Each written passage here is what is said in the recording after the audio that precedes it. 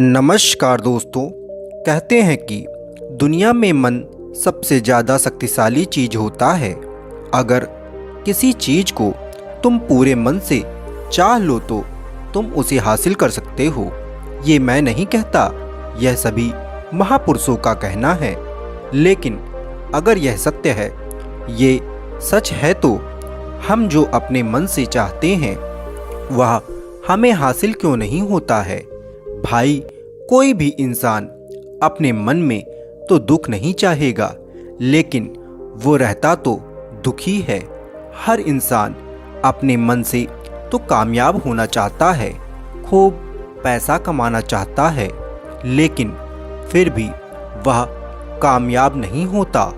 भला ऐसा दुनिया में कौन इंसान होगा जो अपने मन में यह चाहेगा कि मैं ना कामयाब रहूं या मैं पैसा ना कमाऊं। सोचने की बात तो यह है कि इसमें दो चीज़ निकलकर सामने आती है। या तो वह महापुरुष गलत थे जिन्होंने यह बात बोली कि मन से चाहे हुई चीज़ हासिल हो जाती है, या फिर हम गलत हैं। आज की पोस्ट में मैं जो कहानी आपको बताने वाला हूँ उसमें आपको एक ऐसा मंत्र मिलेगा। उसे समझने के बाद आपको इस मंत्र का पता चलेगा, जिससे आप यह समझ पाएंगे कि अपने मन से कोई भी चीज़ कैसे करवाई जाती है, मन में किसी भी बात का बीज कैसे बोया जाता है। यह कहानी से आपको अच्छी तरह से समझ में आ जाएगा और इससे आप यह भी समझ पाएंगे कि आकर्षण का नियम, लॉ ऑफ अट्रैक्शन, कैसे काम करता है। कहानी छोटी सी है लेकिन बहुत ही गहरी है। तो दोस्तों, इस वीडियो को लास्ट तक देखना, क्योंकि यह कहानी आपके जीवन को पूरी तरह से बदल देगी। तो शुरू करते हैं कैसे यह काम करता है मन का मंत्र। दोस्तों, एक बार की बात है, एक आदमी के जीवन में सिर्फ दुख ही दुख थे। वह जो भी काम करता उस बेचारे का वह काम पूरा ही नहीं होता। घर में आता तो घर में कलेश बना रहता। किसी से कोई मदद मांगता तो कोई भी उसकी मदद नहीं करता था। ऐसा लगता था कि चारों तरफ से उसके ऊपर दुख का पहाड़ टूट पड़ा है। उसे समझ नहीं आ रहा था कि मैं इन दुखों से कैसे पार पाऊं, छुटकारा पाऊं। वह दिन रात यही सोचता रहता था कि अपने दुखों से छुटकारा कैसे पाना है। इसी कारण से वह रात में सो भी नहीं पाता था। उसकी आंखों के नीचे बड़े बड़े काले घेरे बन गए थे, जो इस बात का प्रतीक थे कि वह आदमी कितना दुखी था और कितना चिंतित था। कभी कभी तो उसके मन में आत्महत्या करने के भी ख्याल आते थे, लेकिन अपने परिवार की चिंता करके वह यह कदम नहीं उठा पाता था। वह इतना दुखी हो गया कि उसने निर्णय किया कि वह इन दुखों से छुटकारा अब पाकर ही रहेगा। इसके लिए चाहे उसे कितनी ही मेहनत करनी पड़े, कुछ भी करना पड़े, चाहे अंगारों पर चलना ही क्यों ना पड़े, लेकिन इन दुखों से वह छुटकारा हासिल करके रहेगा। ऐसे ही एक दिन उसने अपने मित्र से पूछा कि मैं अपने जीवन को कैसे सुधारूं। उसके मित्र ने उसे बताया कि तुम किसी बाबा के पास जाओ। बाबाओं के पास ऐसा मंत्र होता है जिससे सारे दुख मिट जाते हैं, जीवन खुशियों से भर जाता है और धन संपदा भी हासिल होती है। तुम किसी ऐसे बाबा को ढूंढ लो, बस समझ लो तुम्हारा काम बन जाएगा।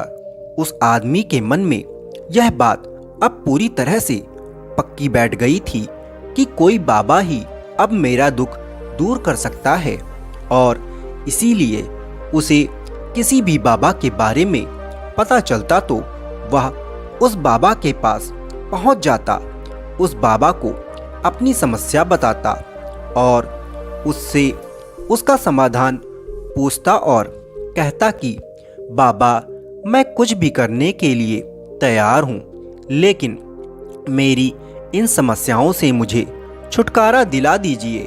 आप जो कहेंगे मैं वह करूँगा, लेकिन मेरे जीवन को आप सुधार दीजिए।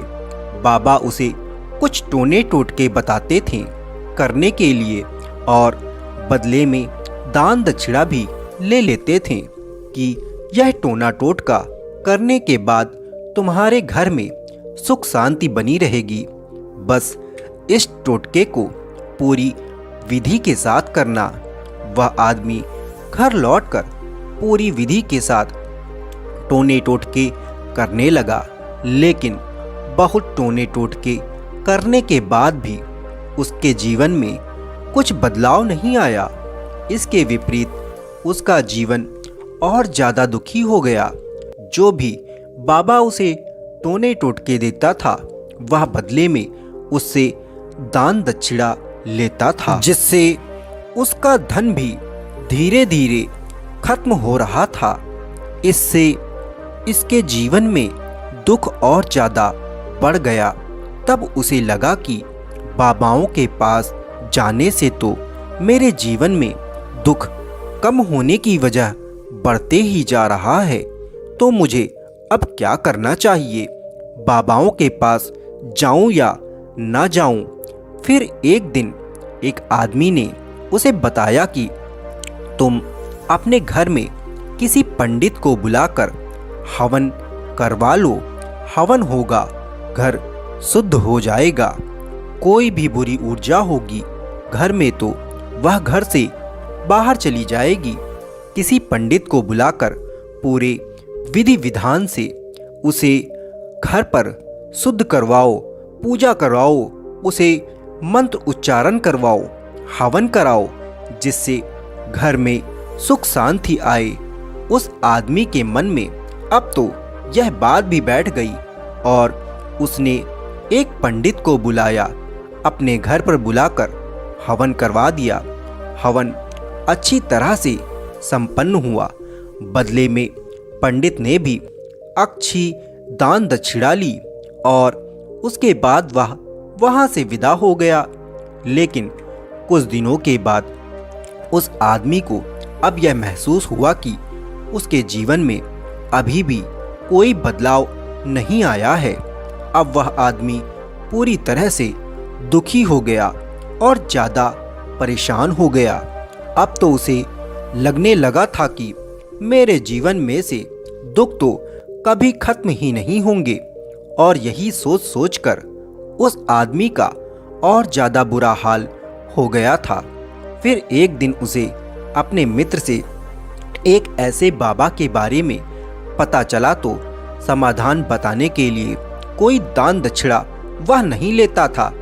उस आदमी को लगा कि यह बाबा दूसरे बाबाओं की तरह नहीं हो सकता, क्योंकि यह तो दान दक्षिणा लेता ही नहीं है, और अगर दान दक्षिणा नहीं लेता तो यह सच में कोई सिद्ध बाबा होगा। और यही सोचकर वह उस बाबा के पास पहुंच जाता है। जब वह आदमी वहां पर पहुंचता है तो वह बाबा ध्यान में बैठे हुए थे। यह देखकर वह आदमी वहीं पर चुपचाप बैठकर ध्यान से बाहर आने का उनका इंतजार करने लगा। थोड़ी ही देर बाद बाबा ने आंखें खोली तो सामने एक दुखी और परेशान युवक को बैठा देखा। उसकी आंखों के नीचे काले घेरे देखकर ही समझ गए कि वह आदमी अपने जीवन से कितना परेशान है।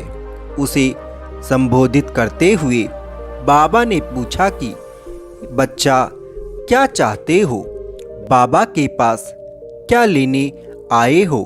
उस आदमी ने कहा कि हे बाबा, मैं अपने जीवन से बहुत ही ज़्यादा परेशान हूँ। मैंने इन दुखों को दूर करने के लिए बहुत सारे रास्ते अपनाए, हर वो तरकीब करके देखी है जो किसी बाबा ने मुझे बताई, हर वो काम किया है जो कोई भी इंसान ने मुझसे करने को कहा, लेकिन मेरे जीवन में दुखों में कोई कमी नहीं आई। बाबा, इसके विपरीत मेरे जीवन में दुखों में लगातार बढ़ोतरी हो गई है। मुझे अब समझ में नहीं आ रहा है कि मैं क्या करूं। कभी कभी तो मैं आत्महत्या करने की सोचता हूं, लेकिन मैं अपने परिवार की सोचकर मैं यह कदम नहीं उठाता हूं। मैंने आपके बारे में बहुत सुना है बाबा, और मैं बहुत उम्मीद के साथ आपके पास आया हूं। कृपया करके मुझे कोई ऐसा मार्ग बताएं जिससे मुझे अपने दुखों से छुटकारा मिल जाए। मैं अपने दुखों से छुटकारा पाने के लिए कुछ भी करने को तैयार हूँ। आप मुझे कोई भी रास्ता बताएं, चाहे वह रास्ता कितना ही कठिन क्यों ना हो, मैं उसको पार करके रहूँगा। बाबा ने महसूस किया कि आदमी तो सच में बहुत ही परेशान है। बाबा ने उसकी बात सुनकर कहा कि बच्चा, दुखों को दूर करने के लिए मंत्र ऐसे ही नहीं मिलते हैं। मंत्र पाने के लिए कुछ करना पड़ता है। तुम कुछ कर सकते हो। यह सुनकर पहले तो उस आदमी ने सोचा कि यह बाबा भी मुझसे दान दक्षिणा मांगेंगे, लेकिन और कोई रास्ता ना पाकर उस आदमी ने कहा, बाबा, आपको जितना भी दान दक्षिणा चाहिए मैं देने के लिए तैयार हूँ, लेकिन आपका मंत्र सच्चा होना चाहिए, वह पूरा होना चाहिए, उसका फल मुझे मिलना चाहिए। उसके बाद मैं आपको जो भी दान दक्षिणा लेना चाहते हो मैं आपको दे दूंगा। बाबा ने कहा, दान दक्षिणा तो बहुत छोटी चीज है, मुझे वह नहीं चाहिए। इस पर वो आदमी सोच विचार करके बोला, तो बाबा, मैं अंगारों पर भी चलने के लिए तैयार हूँ, आप मुझे बस आज्ञा दीजिए। बाबा ने कहा कि अंगारों पर चलने वाली छोटी चीज मैं तुमसे नहीं कराने वाला हूँ। मैं जो तुमसे कराने वाला हूँ वह बहुत कठिन मंत्र है, उसे पूरा कर पाओगे? उसने कहा, बाबा, आप मुझे बताइए तो सही, मुझे करना क्या होगा? मैं कुछ भी करने के लिए तैयार हूँ। इस पर बाबा ने उसे कहा कि यहाँ से जब तुम अपने घर जाओ तो रास्ते में अपने मन में यह दोहराते जाना कि मैं सुखी हूँ, मैं सुखी हूँ। बार बार अपने मन में यही दोहराना, और याद रहे जुबान पर यह नहीं आना चाहिए, यह सिर्फ मन में दोहराना है। यह सुनकर वो आदमी बोला, बाबा, बस इतनी सी बात, यह तो मैं चुटकी बजाते कर लूँगा, लेकिन इससे होगा क्या? बाबा बोले कि इस मंत्र को करके तो देखो, वैसे भी तुमने इतने बाबाओं के मंत्र किए हैं, तो इस मंत्र को भी करके देख लो। उस आदमी ने सोचा कि बाबा कुछ दान दक्षिणा तो ले नहीं रहे हैं, और छोटा सा मंत्र है, इसे तो मैं कर ही लूँगा। वो बोला, ठीक है बाबा, मैं यह मंत्र जरूर करूँगा। और वो आदमी यह कहकर वहाँ से चलने लगा, लेकिन जैसे ही वह चलने लगा, पीछे से बाबा ने बोला कि बच्चा, एक बात याद रखना, जब तुम यह मंत्र अपने मन में दोहराना तो तुम्हारे मन में बंदर के विचार नहीं आने चाहिए, बंदर का ख्याल भी नहीं आना चाहिए, तो ही यह मंत्र सिद्ध होगा। आदमी बोला, मुझे तो आज तक बंदर का कोई भी विचार नहीं आया, तो अब भला क्यों आएगा? आप चिंता मत करिए बाबा, मैं बस मन में यही दोहराऊंगा कि मैं सुखी हूँ, मैं सुखी हूँ। इसके अलावा बंदर का कोई भी विचार मेरे मन में नहीं आएगा। यह कहकर वह आदमी वहाँ से चल देता है। वह अपने मन में मैं सुखी हूँ, मैं सुखी हूँ यह दोहराता हुआ थोड़ी दूर ही चला था कि उसके मन में अचानक बंदर का ख्याल आ गया।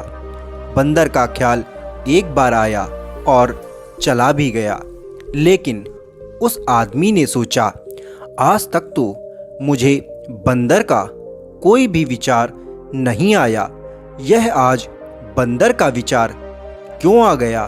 और ऐसे करके उसने उस बंदर के विचार को पकड़ लिया और यह भूल गया कि मुझे क्या मंत्र दोहराना है, और वह बंदर के बारे में सोचने लगा। जब थोड़ी देर बाद फिर उसे होश आया तो वह फिर से अपना वही मंत्र दोहराने लगा जो बाबा ने उसे बताया था, मैं सुखी हूँ, मैं सुखी हूँ। लेकिन अचानक से उसे एक बंदर दिखाई दिया और यह देखकर फिर से उसके मन में बंदर का विचार उठ गया, और यह देखकर वह इस विचार को बाहर फेंकना चाहता था, और वह चाहता था कि मेरे अंदर किसी तरह से बंदर का विचार ना आए। लेकिन उसे तो सामने बंदर ही दिखाई दिया। ऐसे ही जद्दोजहद करते करते वह घर पहुंच गया, और घर पर पहुंचने के बाद अपनी पत्नी को कहा कि हे बंदरिया, मुझे खाने में बंदर परोस दो। और जब उसे एहसास हुआ कि उसने यह क्या बोल दिया, तो वह अपने बाल को नोचने लगा और दीवारों में सर मारने लगा कि आज तक मुझे बंदर का कोई भी विचार नहीं आया, और आज मुझे यह क्या हो गया है कि मुझे हर जगह बंदर ही बंदर नजर आ रहे हैं। यह कैसी माया है। यही सोच सोच कर वह आदमी रात भर सो नहीं पाया।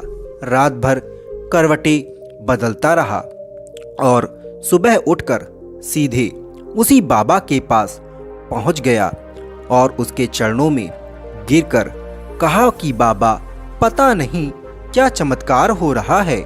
आज तक मुझे बंदर का कोई विचार नहीं आया, लेकिन कल से जब से आपने मुझसे यह कहा कि बंदर का विचार नहीं आना चाहिए, तब से मुझे हर जगह बंदर ही बंदर नजर आ रहे हैं। उस आदमी ने कहा कि बाबा, मुझे तो आपके पीछे पेड़ पर बैठा बंदर केले खाते हुए दिखाई दे रहा है। यह हो क्या रहा है बाबा? यह सुनकर बाबा हंसने लगे। हाँ हाँ बच्चा, मन का जाल एक ऐसा जाल है जिसे समझ पाना इतना आसान नहीं है। बंदर तो तुम्हारे रास्ते में पहले भी आते थे।